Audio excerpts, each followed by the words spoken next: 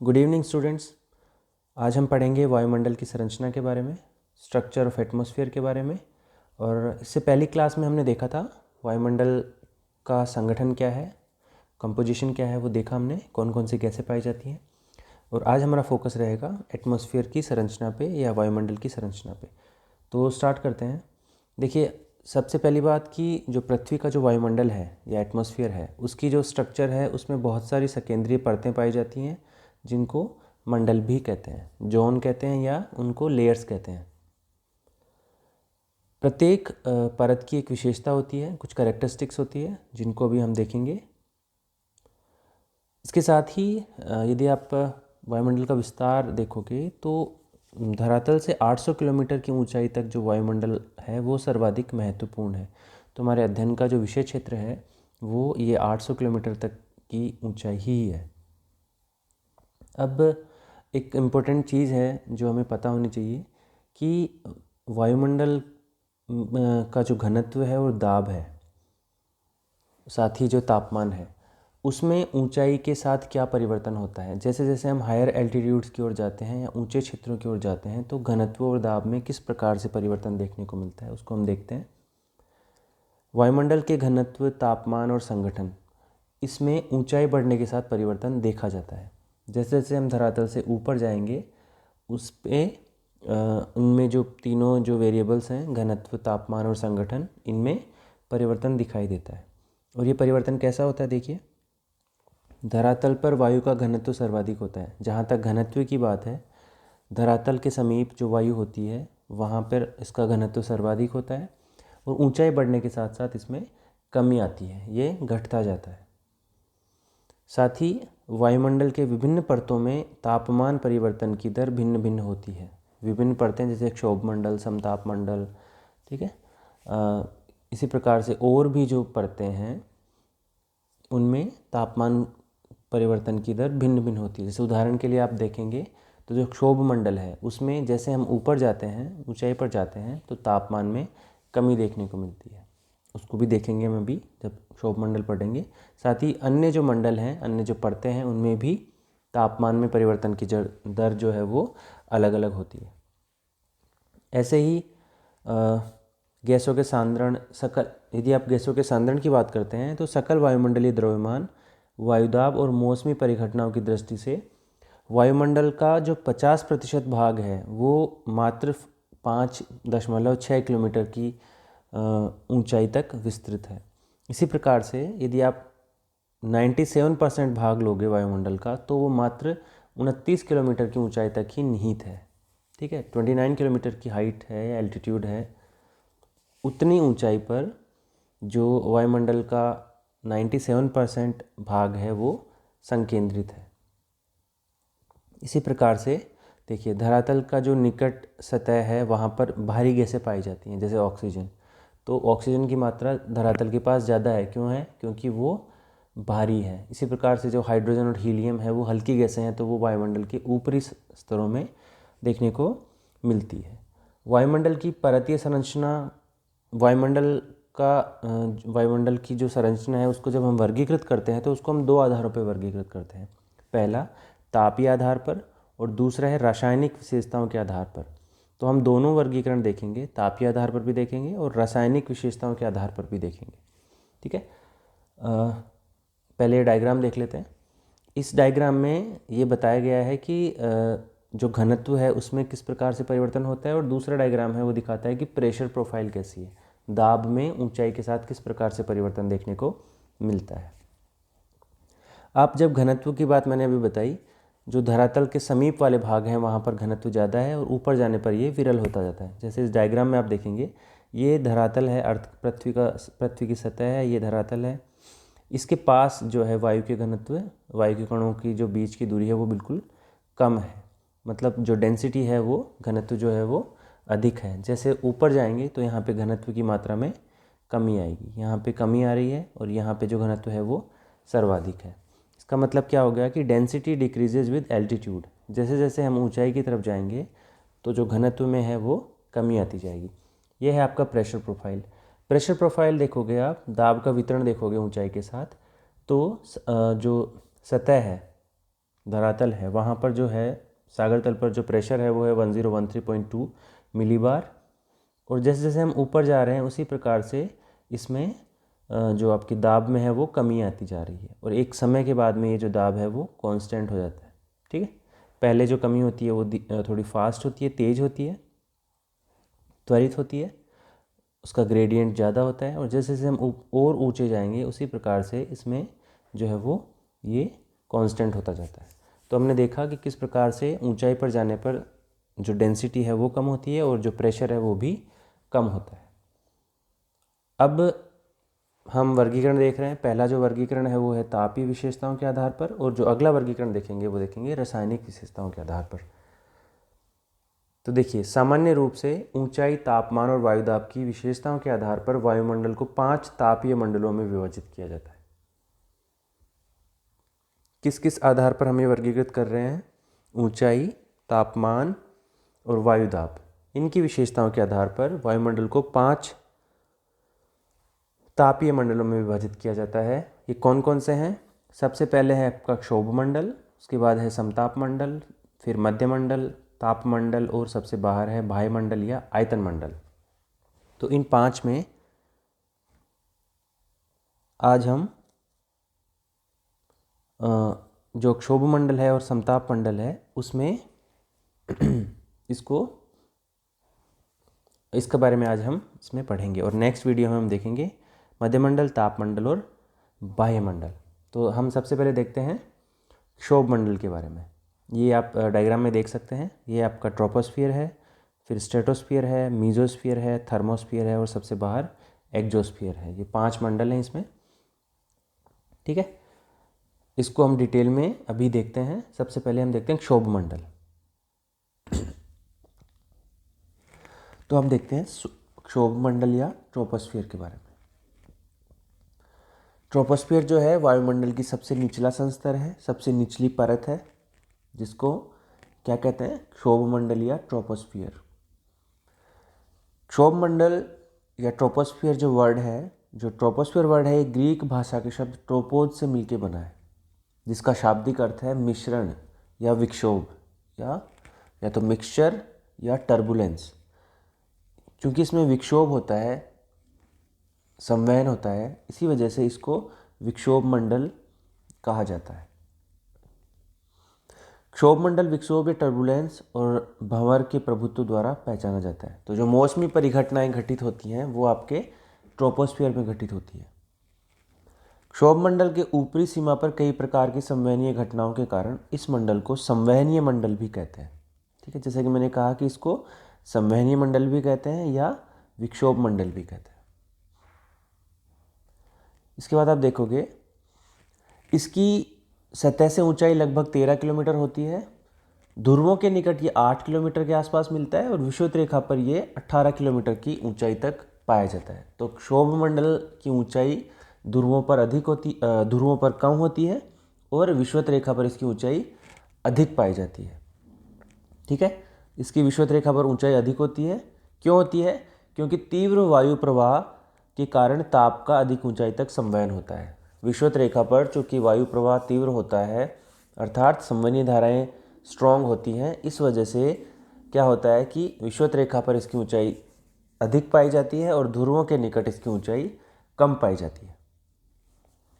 इस संस्तर में वायुमंडल के समस्त गैसीय द्रव्यमान का 75% भाग केंद्रित होता है। पूरा जो वायुमंडल है उसका जो गैसीय द्रव्यमान है, उस द्रव्यमान का 75% भाग केवल क्षोभ मंडल में पाया जाता है। इसके अतिरिक्त इसमें धूलकण और जलवाष्प भी मिलते हैं। जो जलवाष्प की मात्रा है वो भी देखोगे आप तो भूमध्य रेखा से ध्रुवों की तरफ जाने पर कम होएगी। ठीक है, लेकिन जो इसका जो सर्वाधिक संकेंद्रण है जलवाष्प का और धूलकणों का, वो क्षोभ मंडल में आपको देखने को मिलता है। इसके साथ ही सबसे जो प्रमुख विशेषता इस मंडल की है वो यह है कि प्रत्येक 165 मीटर की ऊंचाई पर जाने पर यहाँ पर जो तापमान है वो 1 डिग्री सेंटीग्रेड कम हो जाता है। मतलब जैसे जैसे आप क्षोभ मंडल में ऊंचाई पे जाओगे तो प्रति 165 मीटर पर तापमान में 1 डिग्री सेंटीग्रेड की कमी आएगी। ठीक है, या आप ये कह सकते हो कि 1 किलोमीटर ऊंचाई पर जाने पर तापमान में 6.5 डिग्री सेंटीग्रेड की कमी आती है। इस कमी को हम कहते हैं सामान्य ताप पतन दर, नॉर्मल लैप्स रेट। ठीक है, तो ये ध्यान रखना है कि क्षोभमंडल में जो ताप कम होता है ऊंचाई पर जाने पे, वो होता है आपका 165 मीटर की ऊंचाई पर 1 डिग्री सेंटीग्रेड, या 6.5 डिग्री सेंटीग्रेड कम होता है 1 किलोमीटर ऊंचा जाने पे। तो ये ध्यान रखना है आपको कि नॉर्मल लैप्स रेट क्या होती है। नॉर्मल लैप्स रेट होती है कि क्षोभमंडल में जैसे जैसे हम ऊंचाई पे जाते हैं तो तापमान में कमी आती है और उसकी दर इतनी होती है, और ये कहलाता है सामान्य ताप पतन दर या नॉर्मल लैप्स रेट। अच्छा, ये आप देख सकते हो नॉर्मल लैप्स रेट है। जैसे जैसे हम ऊंचे जा रहे हैं, हाइट पे जा रहे हैं, उसी हिसाब से जो तापमान है वो कम होता जा रहा है। ये तापमान देखिए आप यहाँ पे फ़ारेनहाइट में है, इधर जाने पे तापमान में कमी आ रही है, और ये आपका एल्टीट्यूड है। अब ये देखते हैं कि ऊंचाई के साथ तापमान में ये कमी क्यों आती है। देखिए, 2 वजह से कमी आती है। पहला, ऊंचाई के साथ वायुमंडलीय गैसों के घनत्व और वायुदाब में कमी आती है, फलस्वरूप वायु फैल के ठंडी होती है। वायु फैल के ठंडी होगी तो तापमान में कमी आएगी। और वो ठंडी क्यों होती है, फैलती क्यों है? क्योंकि जैसे जैसे हम ऊपर जाएंगे वैसे वैसे जो हवा है, वायु है, उसका घनत्व कम होगा और वायुदाब में भी कमी आएगी। दूसरा कारण क्या है? दूसरा कारण यह है कि वायुमंडल का जो निचला भाग है वो गर्म किस प्रकार होता है? वो सौर्य विकिरण के अवशोषण से गर्म नहीं होता, वरन जैसे सपोज करो मैं बताता हूँ, ये आपका धरातल है, ये सूर्य तप आ रहा है, इंसोलेशन आ रहा है, सूर्य का प्रकाश आ रहा है, तो जो ये भाग है ये गर्म कैसे होता है? ये सीधा जो किरणें आ रही हैं उससे गर्म नहीं होता है। ये होता है, ये जो सतह है ये क्या करती है, जो भी सौर्य विकिरण आ रही है उनको अवशोषित करती है, उसके बाद में उनको विकिरित करती है, वापस बाहर भेजती है। तो जो वापस जाने वाली किरणें हैं इनकी वजह से जो धरातल है वो गर्म होता है। और उसमें क्या होता है, कौन कौन सी क्रियाविधियाँ संचालित होती हैं? परिचालन, संवहन और विकिरण, इनके माध्यम से गर्म होता है। इस वजह से जो नीचे वाला भाग है वो अधिक गर्म रहता है, और ऊपर जाते हैं जैसे जैसे तो तापमान में कमी आती है। तो हमने देखा ये कि ये 2 कारण हैं जिनकी वजह से जो तापमान में कमी देखने को मिलती है। इसके बाद हम देखते हैं, देखिए ये जो नॉर्मल लैप्स रेट है इसमें क्या होता है, तापमान में ऊपर जाने पे कमी आएगी, लेकिन इसकी विपरीत परिघटना होती है जिसको बोलते हैं तापीय प्रतिलोमन या टेम्परेचर इन्वर्जन। इसमें क्या होता है, इसमें होता है कि कुछ विशेष दशाओं में या परिस्थितियों में ऊंचाई के साथ साथ तापमान में वृद्धि होती है। इसका मतलब क्या होगा कि अपेक्षाकृत ठंडी हवा के ऊपर गर्म हवा होती है, जबकि जनरली क्या होता है कि जो गर्म हवा होती है वो नीचे होती है। ठीक है, ठंडी हवा के ऊपर गर्म हवा पाई जाती है, तो तापमान प्रतिलोमन की दशा देखने को मिलती है। इसको हम डिटेल में बाद में पढ़ेंगे, इसमें कौन कौन से कारक होते हैं जिनकी वजह से तापमान प्रतिलोमन की जो घटना है वो घटित होती है। अब इसके बाद देखते हैं, देखिए क्षोभमंडल की एक और विशेषता क्या है कि मौसम और जलवायु संबंधित सभी परिघटनाएं, जैसे बादल बनना, बादलों में गरज उत्पन्न होना, तूफान, सभी इसी मंडल में घटित होते हैं। वायु के वेग में ऊंचाई बढ़ने के साथ साथ वृद्धि होती है। जैसे जैसे हम ऊपर जाते हैं वैसे वैसे वायु की जो तीव्रता है वो बढ़ती जाती है। उसका एक प्रमुख कारण क्या है? उसका प्रमुख कारण ये है कि जो घर्षण बल है वो कम होता जाता है, और इसका अधिकतम जो वेग है वो क्षोभ सीमा के पास होता है। क्षोभ सीमा मतलब जो क्षोभ मंडल और आपका समताप मंडल है उन दोनों के मध्य जो संक्रमण क्षेत्र है उसको बोलते हैं क्षोभ सीमा या ट्रोपोपोज। ठीक है, वहाँ पर जो वायु का वेग होता है वो सर्वाधिक होता है। क्षोभ सीमा या ट्रोपोपोज क्या होता है? क्षोभ मंडल की ऊपरी सीमा पर स्थित एक पतली परत है जो इसे समताप मंडल से पृथक करती है। ठीक है, दूसरी बात, क्षोभ रेखा, क्षोभ सीमा या ट्रोपोपोज एक रेखीय ना होकर ये मंडलीय होती है। मतलब क्या होता है, ये कोई ऐसे एक लाइन नहीं होती, ये एक जोन होता है। ठीक है, क्षेत्र होता है जो समताप मंडल और क्षोभ मंडल के मध्य पाया जाता है। इसकी ऊंचाई विषुवत रेखा पर अधिकतम क्यों होती है? अधिकतम क्योंकि मैंने कहा कि जो क्षोभ मंडल है वो अधिकतम ऊंचाई पाई जाती है विषुवत रेखा पर, क्योंकि वहाँ पर संवहनीय धाराओं के कारण से जो विक्षोभ उत्पन्न होता है वो अधिक ऊंचाई तक होता है और ध्रुवों पर यह न्यूनतम होती है। मध्य और उच्च अक्षांशों में मौसम के अनुसार ट्रोपोपॉज की ऊंचाई में परिवर्तन होता रहता है। तो ये कोई फिक्स नहीं है, ट्रोपोपॉज की ऊंचाई में परिवर्तन होता रहता है। ठीक है, तो ये हो गया क्षोभ मंडल। अब बात करते हैं हम अगले मंडल की, जो है समताप मंडल या स्ट्रेटोस्फीयर। तो आप देखोगे कि समताप मंडल क्या है, क्षोभ मंडल के ऊपर अवस्थित है और ये लगभग 50 किलोमीटर की ऊंचाई तक पाया जाता है ना। इस मंडल के निचले भाग में तापमान लगभग समान रहता है, इसी वजह से इसको बोलते हैं समताप मंडल या स्ट्रेटोस्फीयर। पृथ्वी की सतह से 20 किलोमीटर की ऊंचाई तक तापमान में कमी आती है। जैसा कि मैंने आपको कहा, यह है आपका क्षोभ मंडल वाला क्षेत्र। तो क्षोभ मंडल में तापमान में जो नॉर्मल लैप्स रेट है या सामान्य तापपतन दर है, उसके आधार पर इसमें 20 किलोमीटर की ऊंचाई तक कमी देखने को मिलती है। तत्पश्चात तापमान में धीरे धीरे वृद्धि होती है, तापमान में वृद्धि होती है। समताप मंडल में ऊंचाई के साथ तापमान में वृद्धि क्यों होती है? ये होती है ओजोन गैस द्वारा पराबैंगनी किरणों के अवशोषण के कारण होती है। समताप मंडल में क्या होता है, ओजोन गैस पाई जाती है जो क्या करती है, जो पराबैंगनी किरणों को अवशोषित करती है, और जब वो अवशोषित करेगी पराबैंगनी किरणों को तो उसकी वजह से जो तापमान है उसमें वृद्धि देखने को मिलेगी। ओजोन की अत्यधिक सघनता वाले निचले हिस्से को ओजोन मंडल कहते हैं। तो समताप मंडल में जो जहाँ पर ओजोन की सघनता अधिक पाई जाती है उसको हम कहते हैं ओजोन मंडल। लगभग 50 किलोमीटर की ऊंचाई पर तापमान में गिरावट प्रारंभ हो जाती है।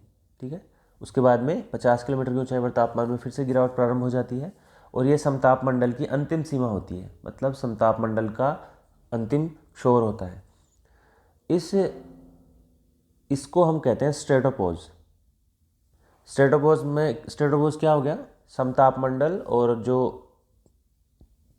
इसके बाहर का मंडल है मध्य मंडल, उनके मध्य का जो क्षेत्र है, संक्रमण क्षेत्र है, उसको कहते हैं स्ट्रेटोपोज।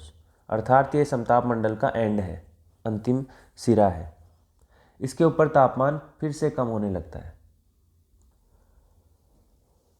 अब ध्रुवों पर समताप मंडल की मोटाई सर्वाधिक होती है और विषुवत रेखा पर यह न्यूनतम पाई जाती है। उल्टा है, क्षोभ मंडल की जो सर्वाधिक ऊंचाई होती है वो कहाँ पर मिलती है, वो मिलती है आपको विषुवत रेखा पर, और समताप मंडल की सर्वाधिक ऊंचाई या सर्वाधिक मोटाई आपको मिलती है ध्रुवों के ऊपर। सबसे प्रमुख विशेषता है समताप मंडल की कि यह मंडल मौसमी परिवर्तन रहित होता है, इसमें कोई मौसमी परिघटना घटित नहीं होती।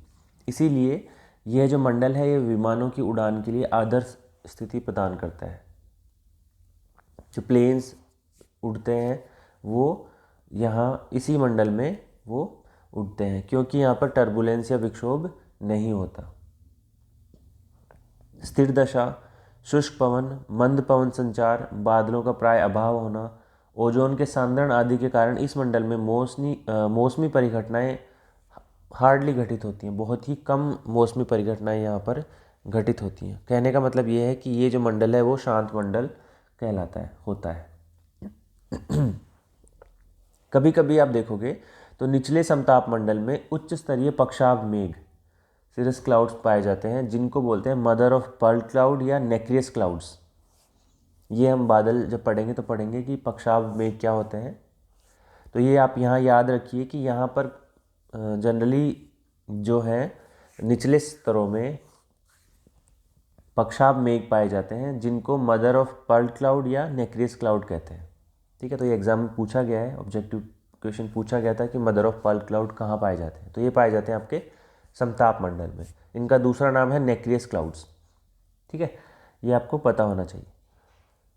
अब जैसा कि मैंने आपको बताया कि जो समताप मंडल है उसमें ओजोन गैस पाई जाती है, तो लेकिन ओजोन है उसका क्षरण हो रहा है, ओजोन डिप्लीट हो रही है। तो ओजोन क्षरण हो क्यों रहा है उसको देखते हैं। देखिए, वायुमंडल में रासायनिक यौगिकों जैसे क्लोरोफ्लोरोकार्बन्स CFC, इसका उत्सर्जन ओजोन परत के लिए हानिकारक है। मतलब जो क्लोरोफ्लोरोकार्बन है, जो रेफ्रिजरेशन के जितने भी इक्विपमेंट्स है उसमें यूज़ होता है, उसके वजह से ये ओजोन है उसका क्षरण हो रहा है। CFC क्या है? क्लोरोफ्लोरोकार्बन क्लोरीन, फ्लोरीन और कार्बन परमाणुओं से युक्त कृत्रिम औद्योगिक रासायनिक यौगिक है। CFC कृत्रिम औद्योगिक रासायनिक यौगिक है जिसका उपयोग रेफ्रिजरेशन यूनिट्स में किया जाता है। ठीक है, शीतलन वाले जितने भी इक्विपमेंट्स हैं उनमें CFC का उपयोग किया जाता है। अब CFC का रेफ्रिजरेशन प्रणाली में तरल पदार्थ के रूप में सर्वाधिक उपयोग किया जाता है। जब CFC वायु में उत्सर्जित होते हैं तो लंबवत वायुमंडलीय परिसंचरण द्वारा वो समताप मंडल में ओजोन परत तक पहुंच जाते हैं। ठीक है, CFC आपके निकलते हैं क्षोभ मंडल में, लेकिन क्षोभ मंडल से जो संवहन होता है, जो वायु का ऊर्ध्वाधर संवहन होता है, मतलब वायु धरातल से उठ के ऊपरी भागों में जाती है, तो उसके वजह से जो CFC एलिमेंट्स हैं वो समताप मंडल में पहुंच जाते हैं। उसके बाद क्या होता है, उसके बाद आप देखोगे कि CFC किस प्रकार से ओजोन क्षरण करती है। क्लोरोफ्लोरोकार्बन पराबैंगनी किरणों को अवशोषित कर क्लोरीन परमाणु को मुक्त कर देता है, मतलब क्लोरीन आपका फ्री हो गया। अब ये फ्री क्लोरीन क्या करता है, ये जो फ्री क्लोरीन का परमाणु है वो ओजोन के साथ अभिक्रिया कर क्लोरीन मोनोऑक्साइड बना देता है, ClO बना देता है। Cl ऑक्सीजन के साथ O3 के साथ अभिक्रिया करता है और ClO बना देता है। ठीक है, साथ ही ये O2 रिलीज कर देता है, मतलब जो आपका ओजोन था वो किस में बदल गया, ऑक्सीजन में, और Cl बन गया ClO में, तथा ओजोन को ऑक्सीजन अणुओं के रूप में विघटित कर देता है। ठीक है, ऑक्सीजन अलग हो गया और ClO बन गया। क्लोरीन मोनोऑक्साइड जो ClO है पुनः ऑक्सीजन परमाणु से अभिक्रिया कर ऑक्सीजन अणु और क्लोरीन परमाणु को मुक्त कर देता है। ये जो ClO बना फिर ऑक्सीजन के साथ अभिक्रिया करेगा, ये फिर क्या करेगा, ऑक्सीजन अणु और क्लोरीन को मुक्त कर देता है, मतलब ClO फिर Cl और O, ये Cl हो गया, ऑक्सीजन अणु और क्लोरीन परमाणु, क्लोरीन को फिर से ये मुक्त कर देगा। अब इसके वजह से क्या होता है, एक श्रृंखला अभिक्रिया बन जाती है। जो CFC या क्लोरोफ्लोरोकार्बन है एक श्रृंखला अभिक्रिया बना देते हैं जिसमें Cl और O2 बनता रहता है। तो इससे क्या होगा कि जो ओजोन है उसकी कमी आती रहती है, ओजोन में क्षरण होता रहता है। इस डायग्राम में आप देख सकते हो कि Cl और O का जो रिएक्शन हो रहा है उससे क्या हो रहा है आपका ClO प्लस O, तो ये Cl और O2 बाहर निकल रहा है। ठीक है, Cl जब ओजोन के साथ क्रिया कर रहा है तो ClO बना रहा है और O2 बाहर निकाल रहा है, तो मतलब ऑक्सीजन रिलीज कर रहा है, लेकिन ये क्या यूज़ कर रहा है, O3 जो है उसको यूज़ कर रहा है, ओजोन को यूज़ कर रहा है, ओजोन को डिस्ट्रक्ट कर रहा है, ओजोन को समाप्त कर रहा है और ऑक्सीजन मॉलिक्यूल्स को रिलीज कर रहा है। ठीक है, तो किसकी कमी हो जाएगी, ओजोन की। और ये जो अभिक्रिया है ये एक बार प्रारंभ हो जाती है तो ये फिर श्रृंखला अभिक्रिया के रूप में आगे भी चलती रहती है। तो इस वजह से क्या होता है कि ओजोन की जो मात्रा है वो समताप मंडल में कम हो जाती है और उस परत में जो ओजोन परत है, ओजोन लेयर है, उसमें क्षरण प्रारंभ हो जाता है। अब आप देखेंगे कि ओजोन की मात्रा में सबसे अधिक गिरावट ध्रुवीय क्षेत्रों के आसपास देखी जाती है। जो पोलर एरियाज हैं वहाँ पर जो ओजोन की मात्रा है वो सबसे तेज़ी से वहाँ पर कम होती है। इसका कारण क्या है, इसका कारण है समताप मंडल में पोलर स्ट्रेटोस्फेरिक बादलों का पाया जाना या नेक्रियस बादलों का पाया जाना। जैसे कि मैंने आपको बताया था कि यहाँ पर पोलर स्ट्रेटोस्फेरिक बादल या नेक्रियस क्लाउड्स पाए जाते हैं, जिसकी वजह से ये जो यहाँ पर जो क्षरण होता है ओजोन का वो ज़्यादा होता है। और वो क्यों होता है, क्योंकि इन बादलों में नाइट्रिक एसिड और सल्फ्यूरिक एसिड H2SO4 उपस्थित होते हैं। नाइट्रिक एसिड की उपस्थिति के कारण क्लोरीन उत्प्रेरित ओजोन ह्रास की क्रिया तीव्र हो जाती है। नाइट्रिक एसिड है वो जब उपस्थित होता है तो जो ओजोन डिप्लीट होता है, ओजोन में कमी आती है, वो बढ़ जाती है। ठीक है, अब हम देखते हैं कि ओजोन परत के संरक्षण के लिए कुछ कन्वेंशन हैं, वो कौन कौन से हैं। तो सबसे पहले वियना कन्वेंशन। वियना कन्वेंशन क्या है, ये 1985 में इस पे सिग्नेचर किए गए। यह इसका क्या काम है, यह है ओजोन परत पर मानव गतिविधियों के प्रभाव पर अनुसंधान एवं विकास को प्रोत्साहित करता है। इसका उद्देश्य है ओजोन परत को क्षति पहुंचाने वाली गतिविधियों के विरुद्ध विधायी और प्रशासनिक उपाय को स्वीकृति प्रदान करना। ठीक, तो वियना कन्वेंशन क्या है? ओजोन परत संरक्षण के लिए लाया गया, 1985 में इस पर सिग्नेचर किए गए। इसके बाद में 1987 में कन्वेंशन आया, मॉन्ट्रियल प्रोटोकॉल। ये एक प्रोटोकॉल है। इसका मुख्य उद्देश्य क्या है? ओजोन परत की रक्षा के क्रम में ओजोन क्षयकारी पदार्थों, ओजोन डिप्लीटिंग सब्सटेंसेस, ठीक है, ODS जिनको बोलते हैं, के उत्पादन और खपत को कम करना है। तो मॉन्ट्रियल प्रोटोकॉल और वियना कन्वेंशन दोनों ही हैं जो ओजोन परत संरक्षण से संबंधित कन्वेंशंस हैं। इसके बाद में अभी रिसेंटली जो आया है आपका, वो आया है किगाली समझौता, 2016 में हुआ। और किगाली कहाँ पे है? ये रवांडा की सिटी है किगाली। इसमें किया गया कि जो हाइड्रोफ्लोरोकार्बन है, HFCs हैं, HFC श्रेणी की जो ग्रीन हाउस गैस हैं, उनके उत्सर्जन को कम करने के लिए ऐसा किया गया। और किगाली समझौता क्या करता है? 1987 के जो मॉन्ट्रियल प्रोटोकॉल है उसमें संशोधन प्रस्तुत करता है, जिसमें ग्लोबल वार्मिंग हेतु जिम्मेदार गैसों को भी मॉन्ट्रियल प्रोटोकॉल में सम्मिलित किया गया है। किगाली समझौता, या जो बोलें कि जो HFCs हैं, हाइड्रोफ्लोरोकार्बन्स हैं, चूँकि हाइड्रोफ्लोरोकार्बन्स भी जो है ओजोन डिप्लीटिंग सब्सटेंसेस हैं, तो किगाली समझौते में क्या किया गया है कि जो मॉन्ट्रियल प्रोटोकॉल है उसमें CFCs के साथ साथ HFCs, हाइड्रोफ्लोरोकार्बन्स को भी कम करने के लिए संशोधन प्रस्तुत किया गया है। और 2019 से यह बाध्यकारी ऑलरेडी हो चुका है। तो आपको याद रखना है इसमें, जब ओजोन संरक्षण की बात करेंगे तो हम बात करेंगे वियना समझौते की, वियना कन्वेंशन की, उसके बाद में मॉन्ट्रियल प्रोटोकॉल में, और किगाली समझौता। तो ये जो तीनों आपके प्रोटोकॉल या कन्वेंशंस हैं, इन्होंने जो ग्रीन हाउस गैसेस, ये आपके जो ओजोन डिप्लीटिंग सब्सटेंसेस हैं या फिर ऐसे सब्सटेंसेस या पदार्थ जो ओजोन क्षरण के लिए उत्तरदायी हैं, उनको कम करने के लिए ये प्रयासरत हैं। तो आज हम इतना ही देखेंगे। अगली क्लास में हम जो बचे हुए मंडल हैं या बची हुई जो परतें हैं उनके बारे में चर्चा करेंगे। Thank you.